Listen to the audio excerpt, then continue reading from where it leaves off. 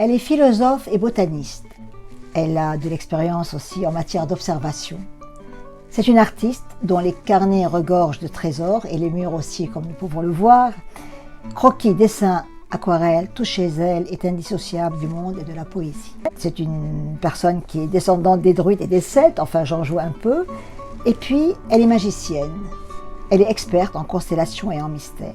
J'ai pris beaucoup de choses de la revue Terre de Femmes de Angèle Paoli, que je remercie. Denise de Dantec, bonjour. Bonjour. Bien sûr, on vous l'a déjà dit, mais Denise est le règne végétal. Qu'est-ce qu'une femme fleur, Denise de Dantec? Alors là, ce terme a été tellement galvaudé. Une femme fleur serait une femme un peu frivole, ce que je ne pense pas. Je pense plutôt aux femmes surréalistes comme Valentine Hugo, Lise de Harme, et même la compagne Sophie Tauber de Franz Arp. Des femmes comme ça. Elles sont des femmes qui butinent et se font butiner, bien sûr, mais pour moi, une femme fleur, c'est une femme qui produit du miel, du pollen, c'est-à-dire du miel, finalement. Ce sont des femmes courageuses, cultivées, intelligentes, mais qui savent aussi rayonner. Je pense à cette artiste américaine peu connue en France, Mina Loy par exemple, qui se fabriquait elle-même ses chaussures en fil d'argent jusqu'à sa mort, qui se faisait ses propres robes, ses chapeaux, qui était d'une élégance inouïe, qui a vécu avec le boxeur Raymond Carver. Voilà une très belle femme fleur, par exemple. Oui, il y en a d'autres. Définition. Il y en a d'autres, évidemment. Est-ce qu'elles sont fragiles, ces femmes? Bien, je pense que comme tout être humain, les femmes ont leur forme de fragilité, oui. Mais les femmes dont je vous parle, je pense à Sophie Tauber qui vivait donc avec Arp, les deux artistes que j'aime beaucoup. Ce sont des femmes assez modestes, qui ont peut-être encore travaillé dans l'ombre de leurs amants, de leurs amis, oui, mais qui pour autant ont eu la chance, je dirais, dans le cas de Sophie, de travailler avec des gens comme Arp qui ont toujours reconnu le travail. Oui. Donc ça compense beaucoup. Donc des femmes qui ont produit leur œuvre, mais que les hommes ont reconnu dans le moment, oui, les hommes qui les entouraient, mais que l'époque, en revanche, a recouvert, oui, et qui font que leurs noms n'existent plus. Voilà. Et ça, c'est très douloureux pour moi, de découvrir presque chaque jour de nouvelles femmes remarquables, des mathématiciennes, de grandes scientifiques, des philosophes de l'Antiquité, etc.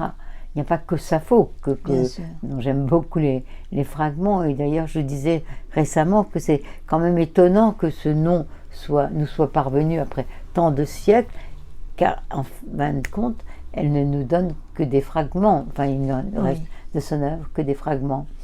Mais incontestablement, bon, je pense aussi, j'ai beaucoup étudié Rosa Luxembourg. Oui. Rosa Luxembourg, je voulais écrire tout un poème, mais je l'ai d'ailleurs entrepris. Rosa Luxembourg, qui allie dans son tempérament véritablement un courage remarquable, une intelligence, y compris une intelligence strictement politique à un moment donné de sa vie, longtemps même de sa vie exceptionnelle, mais en même temps, de sa prison, décrit les mouvements des hirondelles, des mésanges, surtout les tzitzit des mésanges, construit avec de la poussière de son rebord de fenêtre un jardin. Ce sont ces femmes-là qui me plaisent, sans compter celle qui vient d'entrer enfin dans la Pléiade, c'est-à-dire comment donc celle qui a eu une mauvaise renommée, qui est une femme, Louise Labbé, qui faisait du cheval avec son cousin sur la place Bellecour à Lyon. Voilà, ce sont des femmes tout à fait qui me subjuguent, oui. Denise, vous avez écrit « Mon jardin est plus grand que le monde ». C'est un peu, bien sûr, paradoxal, et ce n'est pas tout à fait vrai, mais de l'autre côté, c'est vrai que si je considère les plantes, leurs noms, leurs origines, les plantes que nous croyons autochtones viennent de toutes les parties du monde. J'ai la Grèce, j'ai toute l'Amérique latine, j'ai l'Afrique. Donc, de ce fait, j'ai strictement toutes les parties du monde, si vous voulez. Et dire que le jardin est plus grand que le monde, c'est oui qu'il le surpasse en beauté, puisqu'il concentre tous ces éléments du monde, la sueur du monde, le travail du monde, parce que il a fallu évidemment que des botanistes, de très remarquables missionnaires aillent jusqu'à se casser le cou, littéralement, pour ramener certaines plantes, y compris des roses, qui ne pourraient pas fleurir s'ils n'avaient pas pris la précaution de les envelopper d'un papier et de façon si remarquable de nous les apporter. Ça me touche beaucoup. Quand j'essayais d'écrire une histoire des roses, j'ai dû partiellement y renoncer parce que j'aurais besoin d'aide, de trouver de jeunes ouvrières de la rose avec moi. Oui. Et là, j'ai découvert qu'il y a de grands créateurs de roses, aussi bien en Norvège, en Finlande qu'en France, qui ont été remarquables à bien des égards. Et on sait que la grande période de création des roses se situe à la fin du 19e siècle, à Lyon, entre autres, et que la plupart de nos roses hybridées qu'on trouve en Équateur, par exemple, et qui nous reviennent par les boutiques, sont des roses qui, à l'origine, ont été croisées par nos roses françaises. Et là encore, je découvre des vies, des biographies extraordinaires. Et donc, oui, en ce sens, mon jardin est plus grand que le monde, que ce que je pourrais appréhender du monde. Il m'oblige à, alors je vais prendre l'expression de Lacan qui s'en moquait, à me pencher sur le monde. Quand je me penche vers les fleurs, je me penche vers le monde. Vous avez côtoyé des gens extraordinaires dans votre vie, et oui. Entre autres, vous avez côtoyé André Dubouché, que j'aime beaucoup. Oui. Je vais vers le jour turbulent, disait-il. Et vous dites cette phrase de Lévinas, vous l'aimez aussi, toute rencontre est une visitation du visage. Comment se fait cette visitation des visages? Alors, je vous répondrai que oui. J'ai eu la chance d'habiter là où il fallait au bon moment. Oui. J'ai habité tout d'abord pendant 10 ans au 18 de la rue Dauphine. Oui. Mon voisin était Claude Roy et mon autre voisin était Pizin et sa femme Clélia, laquelle était traductrice de toute la littérature brésilienne, entre autres pour l'édition des femmes et pour Gallimard. Et Pizin était un graveur connu internationalement qui dirigeait la Maison d'Amérique latine pendant très longtemps, qui m'a fait connaître beaucoup d'artistes. Et Claude Roy, qui pendant des années ne prêtait aucunement attention à nos rencontres, nos croisements, oui, oui. Brusquement, quand j'ai déménagé, m'a demandé si j'acceptais d'écrire un livre avec lui. J'étais vraiment très surprise, et ça s'est fait. Et je l'ai intitulé « Les campagnes heureuses », ça s'est très très bien passé. Et par ailleurs, oui, comme vous le voyez, j'ai une photo que je ne sais plus si c'est André Dubouché ou Anne de Staël qui me l'ont donnée. Il se trouve qu'ils étaient, surtout Anne était très liée à un architecte grand ami qui est mort il y a 2 ans maintenant, dont le nom échappe. Alors là, un très grand ami qui a créé l'escalier du musée Guimet, oui. Et qui a créé aussi comment donc, à Dijon, le Parlement, et Henri Gaudin, Oui. qui était un homme d'une culture exceptionnelle. Donc ces rencontres vous ont... Et qui était donc lié à Anne de Staël et André Dubouchet. Et c'est par lui que je les ai connus. Oui, c'était très important pour moi d'être reconnue dans un temps où j'écrivais peu de poésie. Le Clésio m'a écrit une lettre admirable à propos de promenades que j'ai faites sur l'île bretonne où se trouve encore la maison de mes parents, où j'ai eu une maison mais que j'ai à Parc-Arbaronne, que j'ai vendue maintenant. Et oui, et bien sûr la grande visite de ma vie et le grand ami de ma vie a été Michel Léris, et qui venait presque toutes les semaines me rendre visite. Il était à quelques minutes, si je puis dire, de chez moi. Il est venu parce que je vivais à l'époque avec l'arrière-neveu de Gertrude Stein, qui était milliardaire. Donc j'étais en somme co-milliardaire.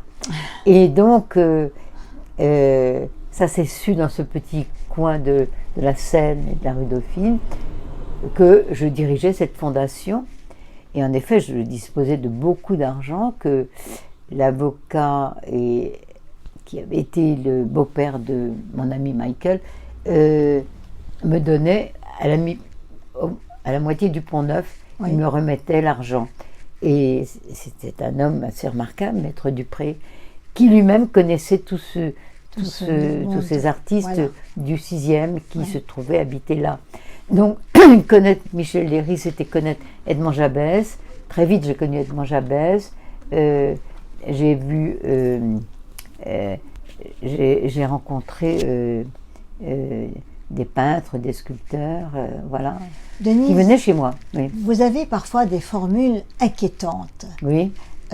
Quand vous écrivez « Écraser le verre de l'absinthe dans un disque avec fraise, mauve et débrouillardise. Tournez, ne parlez plus jamais. » C'est les origines druides, ça? C'est la fille des druides?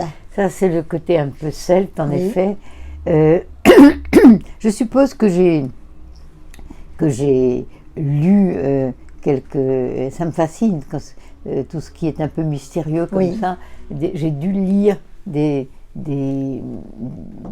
la pharmacopée, oui, très ancienne, et je l'ai mise à ma façon, je l'ai transposée. Mais c'est très beau, d'ailleurs, vous écrivez sublimé, aussi... si vous voulez. Oui, vous écrivez aussi, quelques-uns écrivent autour de la pierre naufragée, à la surface de l'eau. Je trouve l'image, oui, splendide. Oui, alors, je dois dire que je pense que je suis ce qu'on a convenu d'appeler un écrivain du bonheur. J'ai beaucoup de mal avec le mal, je dois dire. J'ai du mal à la noirceur, je dirais pas à la douleur. Néanmoins, je sens bien que je reste presque toujours un écrivain du merveilleux. Oui. J'écris des leçons d'admiration presque tout le temps. J'ai beaucoup de mal à aller vers le mal, qui pourtant, dont j'éprouve, oui, la mais violence. Nous avons besoin de ces écrivains du bonheur, voilà, de l'émerveillement. Quand j'étais jeune, je m'étais promise étrangement, vers l'âge de 17-18 ans, de ne jamais écrire le mot sang, oui, dans mes poèmes, de ne pas faire couler le sang. Je me disais, les poètes écrivent trop souvent, facilement, le mot sang, et faire couler le sang. Je m'étais dit, moi, je ne le ferai pas. Et je crois que je l'ai vraiment très, très peu fait. Oui. Bon, j'espère quand même témoigner pour... J'aime beaucoup votre idée du merveilleux.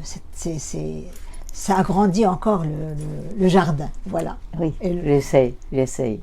Vous avez été marqué par la guerre. Oui. Elle ne vous a jamais vraiment quitté, mais vous avez aussi écrit quelque chose qui me touche beaucoup, c'est l'après-guerre a duré longtemps. On écrit sur la guerre, on écrit sur la paix, on écrit sur la liberté. Mais l'après-guerre, c'est comme si elle passait en silence. Et au fond, l'après-guerre, c'est quand même un passage obligé, voilà, qui n'est pas vierge. Oui, la guerre pour moi était quand même très douloureuse, puisque la maison a brûlé, j'avais 3 ans, c'était en plein été, c'était la fin des moissons, mon père était là en costume militaire pour célébrer les funérailles de mon oncle mort à Mers-el-Kébir, par les Anglais. Étonnamment, ma marraine était écrasée par un char américain.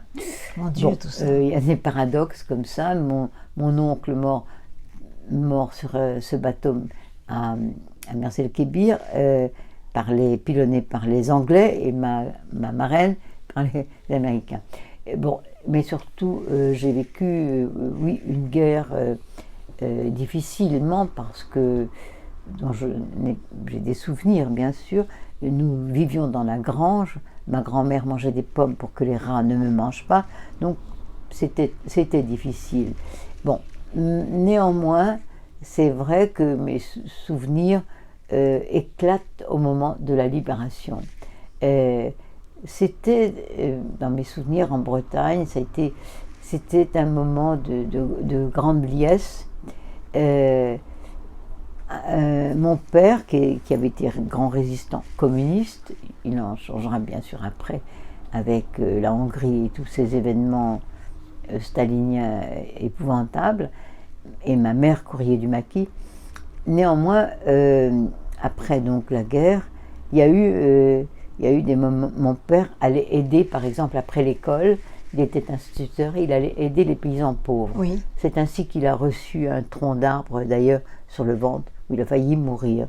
Bon, mais pour autant, j'assistais autant que c'était possible, parce que les enfants d'instituteurs, généralement, n'allaient pas beaucoup à ce genre de choses, mais enfin, quand même, au repas, de la fenaison, de la moisson. Mes grands-parents disposaient d'1,5 hectare, donc ils n'étaient pas au départ cultivateurs, mais bon, les cousins venaient faucher. J'adorais la fenaison, vraiment, les faux, très tôt matin dans la rosée, un bon mouvement, les oiseaux qu'on découvrait, et des nids d'oiseaux qu'on épargnait, les alouettes, etc. Et à la fin des repas, c'est vrai que tout le monde chantait. Et je disais, ce matin même, j'ai eu affaire au jeune Florian, auquel j'ai donné son prénom, parce que ma mère chantait la chanson de Florian. Ah, s'il est dans mon village, un berger pensif et charmant, ah, c'est bien lui, donnez-le-moi, il a ma foi. Or, ma mère était très opposée à Marie-Antoinette, et j'ai appris beaucoup plus tard que cette chanson de Florian était la chanson préférée de Marie-Antoinette. Bon, en tout cas, j'ai donné ce prénom de Florian à ce jeune enfant. Maintenant, il a une vingtaine d'années, d'origine libanaise, et un souvenir de cette après-guerre qui, oui, les gens s'invitaient, c'était la reconstruction. Les retrouvailles aussi. On commençait à pouvoir voir la mer. J'ai vu la mer à 7 ans, parce qu'il y avait des blockhaus, on ne pouvait pas la voir. Donc j'ai découvert la mer. J'y ai perdu d'ailleurs mes lunettes, que j'ai retrouvées quelques heures plus tard à la descente de la marée. Il y avait beaucoup de poulpes, je me souviens, qui ne me faisaient pas du tout peur. Ma mère m'a appris à nager dans la rade de Brest. Tout ça, c'était quand même très heureux par rapport en contraste avec cette enfance quand même, petite enfance. Dans la guerre. Oui, on devait se cacher dans les caves, cela, les avions passaient. J'avais terriblement peur des Allemands, terriblement peur. Et là, la douceur du temps est venue avec cette après-guerre. Voilà. Et là, ça a été... les gens se parlaient, s'entraidaient. Bon, mes parents, les premiers. Et oui, c'était très court, mais très éblouissant pour moi. Oui. J'aimais, comme tout enfant, la réconciliation, que les gens se disent bonjour, soient détendus. Je sens encore l'odeur de l'orge dans le village, où mon père me portant sur ses épaules pour traverser le village, et arrêtant tout parce qu'un enfant lui disait que tel essaim d'abeilles s'était posé à tel endroit, lui se mettant à courir pour trouver l'essaim d'abeilles. Enfin, oui, des émerveillements de la vie de tous les jours. Et voilà, en même temps, la vie de tous les jours dans un village breton, que je perçois là d'un seul coup. C'est plus la neige de 43, je crois, un hiver terrible. C'est d'un seul coup la lumière et l'odeur de l'orge, que je comparerais aujourd'hui à l'odeur de café qui règne dans ce village. Et les gens me semblent heureux, même la vieille bretonne qui fume sa pipe entre les chrysanthèmes à la fenêtre. Enfin, tout ça me paraît magique. Lumineux, voilà. Oui. Justement, je viens au temps. Vous avez une façon très douce de parler du temps. Encore une fois, le temps, ce n'est pas l'âge, ni les années. Le temps, c'est quelque chose d'assez particulier. Vous écrivez « Je n'ai pas 100 ans, une brève, une longue, une brève illimitée ». Qu'est-ce que le temps? Et comment on peut affronter le temps, non pas l'âge, mais le temps qui passe? Écoutez, j'essaie de faire que chaque jour soit, comme le disaient les anciens, un jour de bonheur, autant que faire se peut. Les nouvelles sont sombres en ce moment, c'est difficile. Le Liban est au bord de tomber, l'Afrique va très très mal, en Amérique latine on recommence à couper les têtes, au Mexique j'ai vu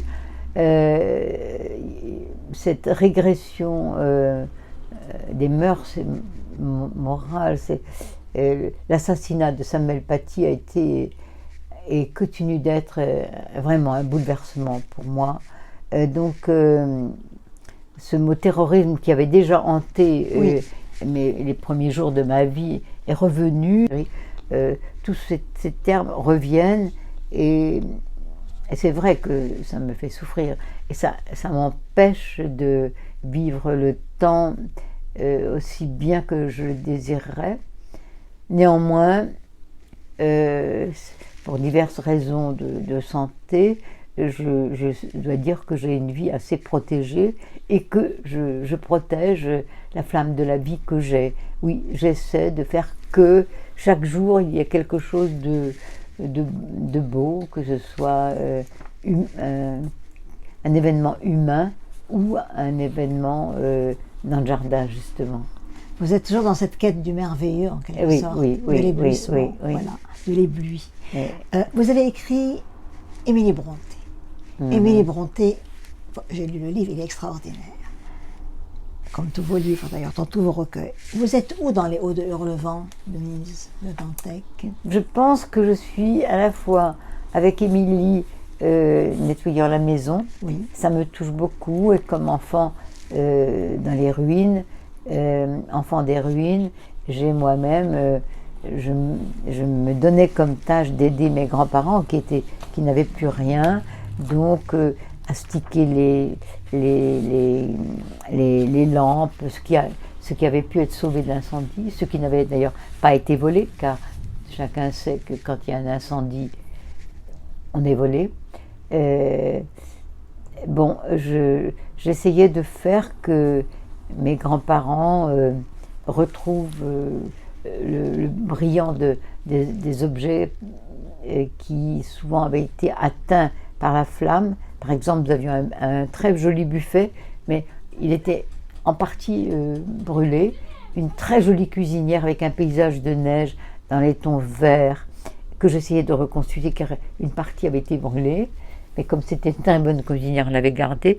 Donc, je ne sais plus ce que vous m'avez posé. Je voulais savoir où vous étiez dans les Hauts de Hurlevent. Alors, dans les Hauts de Hurlevent, je suis donc avec Émilie Brontë quand elle se lève tôt, fait le pain, astique. Elle vous aimait avec beaucoup. La femme de ménage, je suis avec elle, avec cette nourrice. Assez costaud. Voilà. Mais je suis aussi avec elle quand elle s'échappe, et prenant toujours le même chemin, comme je le fais chaque matin, ou presque, pour aller ce chemin des Landes. Et j'ai écrit un texte qui m'a moi-même étonnée sur que j'ai intitulé comment donc, Le livre du chagrin. Oui, le livre du chagrin. Dans lequel, dans mon inconscient, j'ai posé un être lumineux marqué par la souffrance, un peu comme Heathcliff. Oui. Le livre du chagrin, c'est le chagrin de mon père, oui. quand il a découvert que ce à quoi il croyait, cet idéal, s'est effondré. Mais c'est aussi moi fuyant vers un homme inconnu, qui est sans doute l'homme de ma vie, que vous voyez très sur beau, une voilà. photo, oui, qui est hollandais, qui est, on nous appelait les amoureux de la rue Dauphine, très très beau, il vit encore, il est plus jeune que moi, il vit comme un ascète au bord de la mer, en Bretagne maintenant, et comment donc, oui, je pense que dans ce livre, j'ai une sorte de Heathcliff, quelque part. Justement, vous le dites aussi dans le livre. C'est vrai que je comprends profondément la révolte de Heathcliff et la fascination que Catherine a pu avoir, c'est l'héroïne, quoi, pour cet être devenu sauvage, violent, bon, avec tous les cauchemars que ça engendre, ces injustices de la violence Bien aussi. sûr. Mais vous êtes très proche de... Oui, quand même, aussi bien de Kathleen que de lui. Je comprends la fascination réciproque. Heathcliff, Kathleen, oui. J'ai lu que vous décrivez « J'écris quand le poème réclame d'être écrit ». Donc vous avez une écriture, vous l'attendez qu'elle vienne. Vous n'allez pas à sa rencontre spécialement, c'est juste? Oui, c'est vrai. Par exemple, hier soir, je me suis couchée en me disant « Bon, ça fait un moment que tu n'écris pas. C'est vrai que j'ai fait une chute qui m'a donné un trauma crânien et qui fait que je me suis mise à faire des photos de fleurs plutôt que d'écrire, car la concentration de l'écriture est quand même très, très forte et presque douloureuse. Et voilà que, alors que je croyais m'être vraiment endormie pour une fois vers 3 heures du matin, non, j'ai ressenti le besoin de prendre mes cahiers et, comme vous le voyez, et d'écrire. C'est extraordinaire. Et donc, j'ai senti que, voilà, je pouvais écrire cette nuit. Et donc vous attendez que ça vienne. Oui, je dois attendre que ça vienne. Et parfois, hein, c'est long. Surtout là, ce traumatisme crânien m'a quand même interrompu dans un mouvement inattendu parce que pendant des années, je n'ai pas voulu écrire de poésie parce que la poésie française était très abstraite et je comprends. Il fallait que la poésie se purge du lyrisme devenu indécent après la Shoah. Et donc, Adorno, je trouve, le philosophe, avait raison de s'exclamer et lui, le juif revenu d'Amérique, où il avait pu, Dieu merci, trouver refuge, et de dire la poésie ne peut pas avoir lieu après la Shoah. Il découvre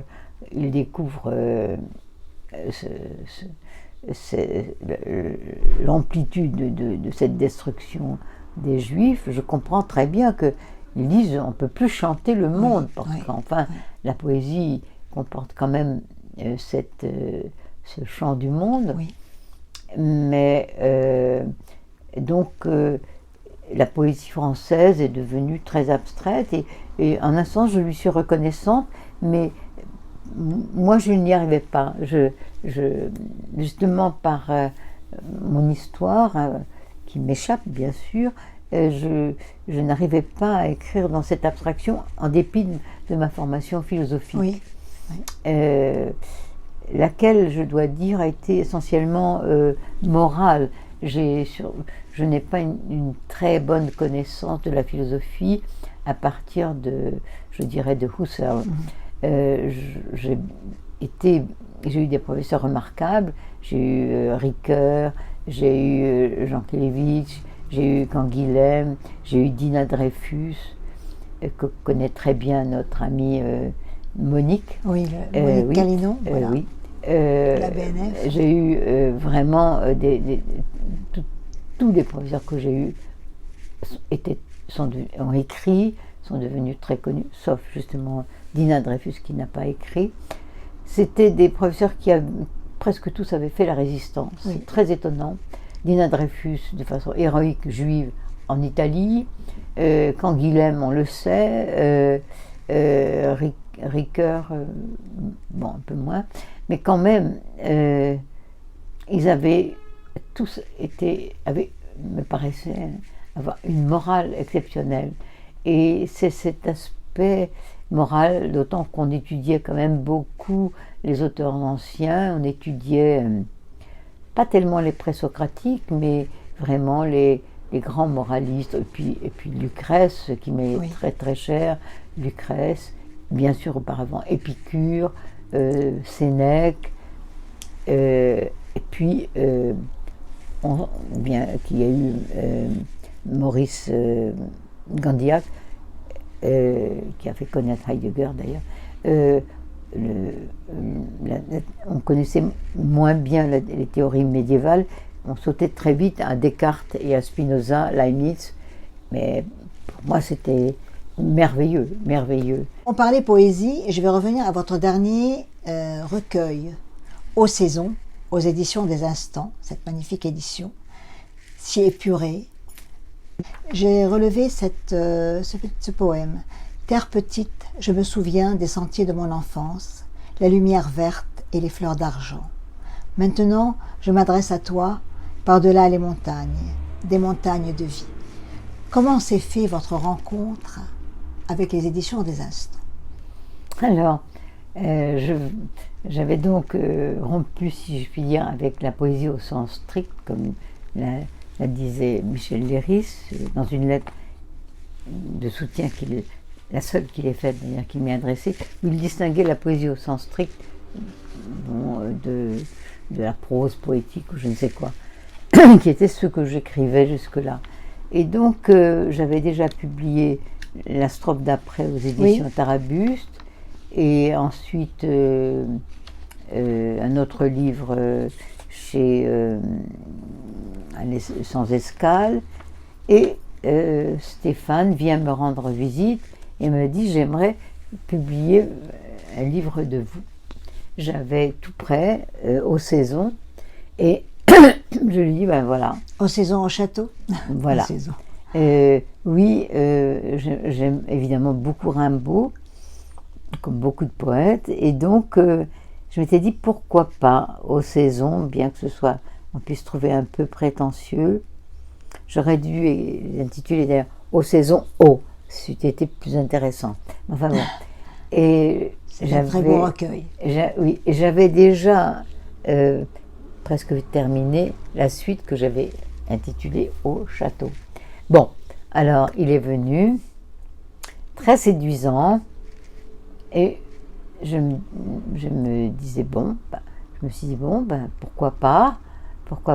Il disait toujours qu'il était pressé, en fin de compte il restait assez longtemps, et il a été très très exigeant dans sa lecture. Il n'aime pas qu'il y ait des chiffres, et par exemple, alors il m'a fait je lui en voulais presque parce que je trouve qu'un chiffre c'est aussi beau qu'une lettre. Bon, bien que je sois fâchée avec les chiffres, mais quand même le dessin du chiffre me paraît aussi intéressant que le dessin de la lettre. Bon, mais après nous avons encore procédé à la lecture. Il a tout vérifié, il a vraiment tout vérifié, et donc j'ai été surprise qu'il fasse d'une de mes peintures la couverture. Oui, la verticale. Oui, cette verticale qui est très très bien. J'étais tout de suite séduite, je dois dire. Oui, c'est une très belle couverture. Et puis je ne voyais pas comment résister à ce jeune éditeur. Mais il m'a assez rapidement dit qu'il ne publierait qu'un de mes livres. Après, je me suis dit, mince, que vais-je faire au château? Et d'ailleurs, je suis un peu embêtée avec ça. Bon, mais ça a été une joie parce qu'il l'a très bien fait. Je trouve que les éditions Tarabuste avaient fait aussi un très beau livre, mais apparemment, je ne m'intéressais pas davantage je sais un peu pourquoi, parce qu'ils ont besoin qu'on se montre. Et comme je vous l'ai dit, pour des raisons de santé, oui. peu de gens m'ont rencontré. En tout cas, vous serez au marché de la poésie. Je n'y vais jamais. Oui, mais vos livres y seront. Et ça me fait plaisir, j'y suis allée une fois. J'ai pu y aller grâce à mon amie Claudie, photographe. J'ai pu y aller. Je vais vous dire, moi ce qui m'intéresse c'est d'écrire, et après je ne m'intéresse pas tellement. Je suis contente d'avoir un livre, mais je suis assez égoïste. Après, le vendre, ça ne m'intéresse pas du tout. On va dans le vent. Je voudrais Voilà. qu'il soit lu comme ça, quoi. Oui, oui, je vois. J'aime faire, Oui. mais après, je me désintéresse un peu. Ce qui n'est pas le cas de mes compagnes et compagnons de poésie, qui, je vois, ont une grande ardeur à aller signer tout ça. Même un livre signé, je me dis, oh là là, le temps qui passe, la mort, la vie, tout ça c'est tellement, qu'est-ce que ça peut faire. Mais Monique Calinon, qui est donc, comme vous le savez, conservatrice, oui, à la me disait, quand tu seras lu dans nationale de 200 ans, je lui ai dit, France. mais non, la Bibliothèque nationale n'existera même pas. Elle m'a dit d'un air très sérieux, aussi elle existera. Oui. Denise, le végétal n'a pas de secret pour vous. Vous nous offrez tous les jours sur votre page Facebook des photos époustouflantes de fleurs. Qu'y a-t-il dans le bosquet de la reine Denise? Parce que ce n'est pas innocent, tout ça. Alors, dans ce bosquet versaillais, il y a sans doute beaucoup d'oiseaux, beaucoup de plantes sauvages maintenant. Il y a des danses, il y a tout ce côté 18e que j'aime beaucoup, beaucoup, beaucoup. Il y a aussi des assassinats, oui. Il y a aussi des trahisons de tous les côtés. Je n'aime pas la peine de mort d'aucune façon, même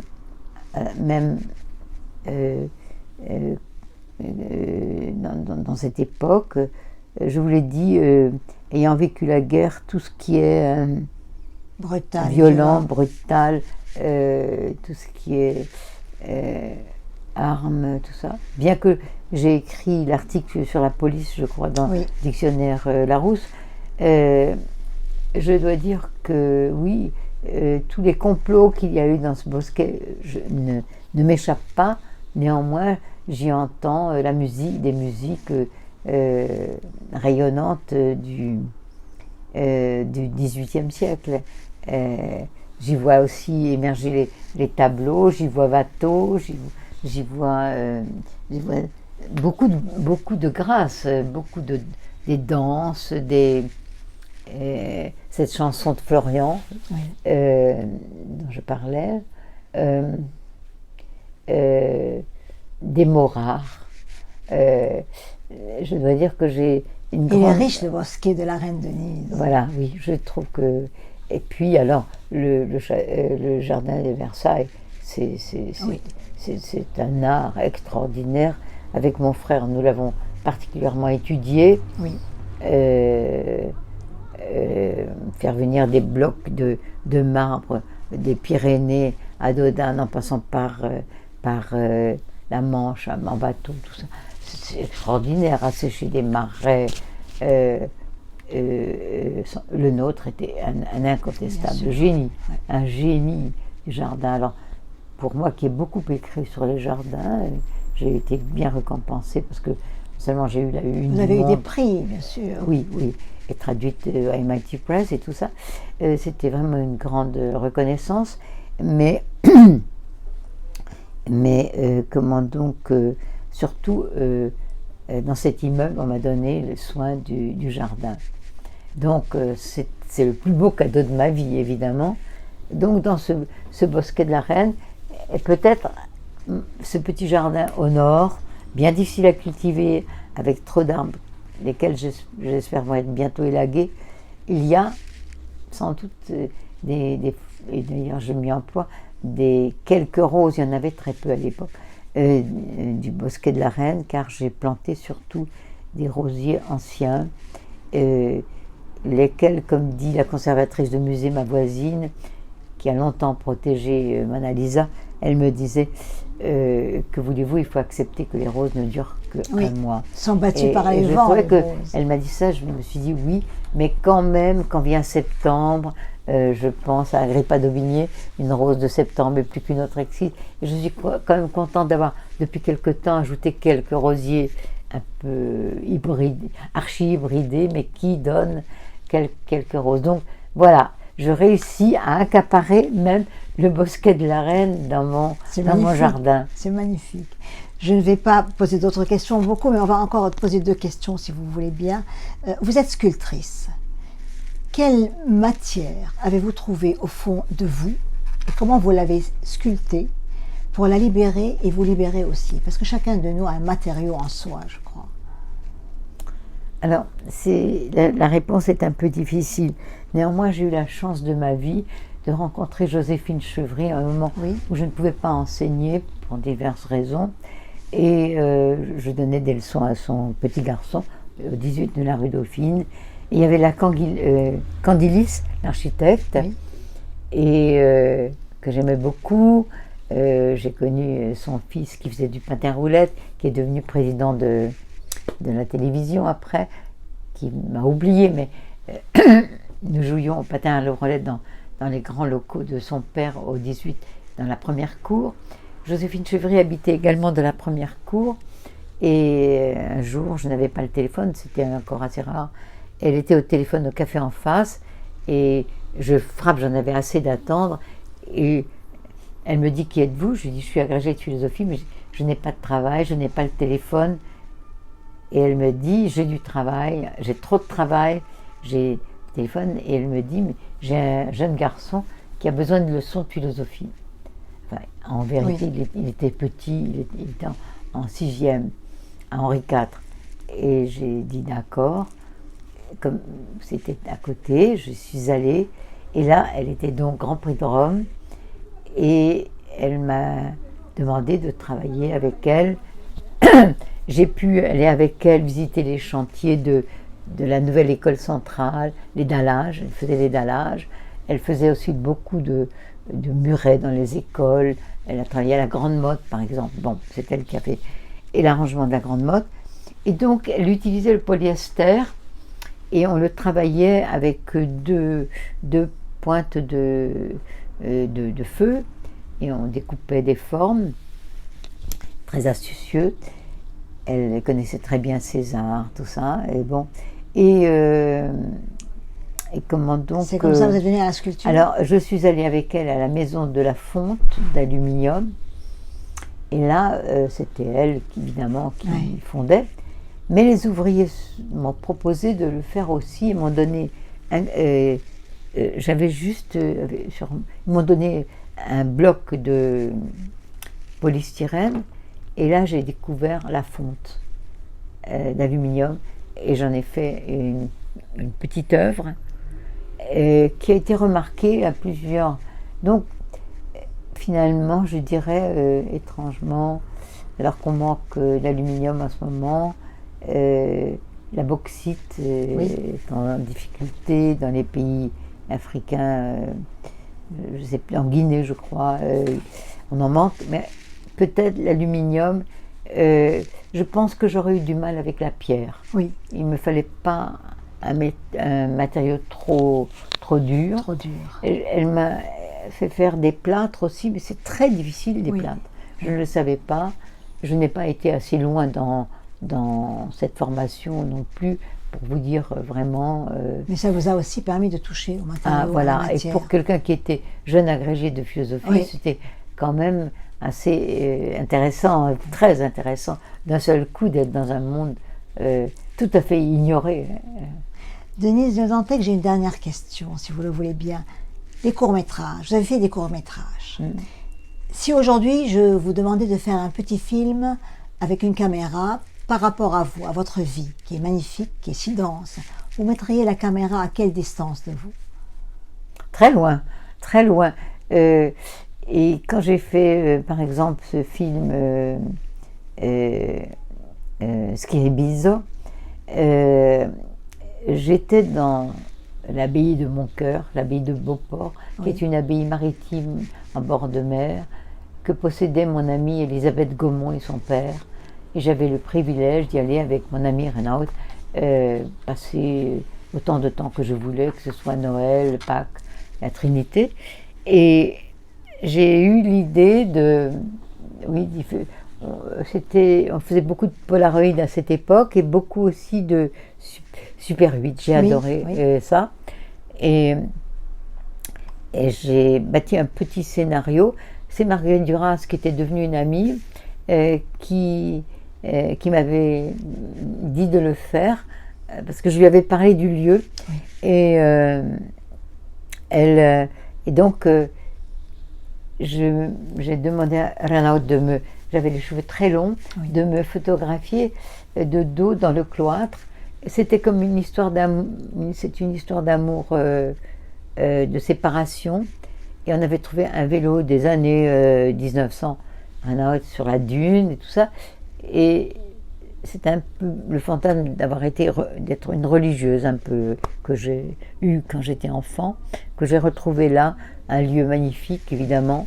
Et donc aujourd'hui, je me photographierai également de dos, comme j'ai demandé à Renaud de le faire à cette époque déjà. Il est d'usage à la fin de l'escale de Jeanne de demander à l'invité s'il veut dire ou elle veut dire quelque chose, une chanson, un mot. Je crois que vous avez chanté à la fin de ce repas de l'après-guerre. Vous voulez nous dire quelque chose? J'ai surtout chanté avec Colette Magny, avec laquelle j'ai travaillé 4 ans, quelquefois dans des circonstances très difficiles. Je me souviens d'un cabaret où on lançait des planches à clous à Poitiers, c'était très difficile. Donc j'ai moi-même chanté à Montmartre au cabaret de Monique Morelli, par exemple. On peut en faire un petit bout? Non, j'avais ce côté un peu à la mode de Juliette Gréco. Non, je ne saurais pas chanter, je chanterais... Voilà combien de jours, voilà combien de nuits, voilà combien de temps que tu es reparti. Tu m'as dit, cette fois c'est le dernier naufrage, au printemps tu verras. Voilà. Oui, bon, c'est un très beau... C'est Barbara, ça, c'est magnifique. Voilà. Là, c'est Barbara, que j'ai eu la chance de connaître aussi. Et vous avez été une grande amoureuse, et vous êtes toujours une grande amoureuse. Je pense, oui. Voilà, et c'est très beau. Denise, merci beaucoup déjà d'avoir accepté mon invitation, vraiment infiniment merci. Merci à Brigitte qui, elle, m'a repérée dans la rue, m'a guidée, qui est là, je crois, qui fait partie, je pense, des indispensables de la vie. Voilà. Merci beaucoup. Tout à fait. Je vous dirais pour terminer que je suis très émue d'être là. Je suis émue parce que quand même, vous avez une mémoire extraordinaire. Votre maison on est ébloui par tout ce qu'on voit. Là, on est dans un bout de la maison, mais vraiment, il y a tous ces dessins, il y a tout ce qu'il y a ici. Et je crois que, pour moi, Denise de Dantec est une personne pour qui la nostalgie n'existe pas vraiment. Elle est davantage dans une joie fougueuse. Vous avez cette forme, joie fougueuse. Oui. Vous avez de l'émerveillement. Vous avez envie de toujours faire des choses, cette créativité permanente. Oui. Et en même temps, même si, à cause de vos problèmes de santé, parfois il y a des choses qui vous je dirais, ça fait un petit barrage, il n'y a aucun barrage contre vous. Vous y allez quand même, au moins dans la tête, au moins avec les fleurs. Et j'aime beaucoup aussi, vous avez en vous des chevaux qui galopent. Ils galopent dans tous les sens, c'est-à-dire qu'ils vont à la fois vers les visages oubliés, les voix perdues, les gens qui sont partis, mais en même temps, vous voyez ce jardin qui est le monde, le vôtre et l'avenir. Et ça me touche beaucoup. Et je crois que ça touchera tout le monde. Je n'ai pas été peut-être à la hauteur de ce qu'il fallait vous dire, parce que vous avez... C'est immense ce que vous êtes, Denise. Vous avez eu des prix, vous avez tout ça. Mais je crois que les gens qui vont nous écouter vont aller voir tout ça, parce qu'ils le savent aussi. Merci beaucoup, beaucoup, beaucoup, vraiment. Et nous finirons donc sur la musique générique de Alain Warraud. Et un grand merci de cette escale de Jeanne, vraiment. Merci, merci Jeanne. Beaucoup. Merci vraiment. beaucoup. Merci Brigitte. Vous êtes dérangée. Je vous en prie, et c'était un moi plaisir. Aussi, je vous remercie vous, et je remercie aussi Brigitte, sans laquelle je n'aurais sans doute pas été à la poésie comme j'y vais depuis 6 ans. Merci beaucoup. Un grand merci. vraiment. Et nous allons faire un petit, avec votre autorisation, si vous permettez, un petit tour qui est tout à fait léger parce qu'il y a tellement de belles choses. Voilà. Et je vois là votre... Il y a un peu tous les visages qui sont là, les vôtres, là, sur la table, Renaud aussi, voilà, en haut, les belles, tout ce que vous avez dessiné, voilà. Marinette Cueco. Tout, voilà. Je vais tout prendre et après voilà. C'est magnifique. C'est magnifique. On n'a pas idée de ce qu'on voit ici. On n'a pas idée de ce qu'on vit ici. Nous sommes hors du temps et dans le temps. C'est ça qui est formidable. Et dans l'avenir, ça c'est formidable, vraiment. Un grand, grand merci. Vraiment merci beaucoup.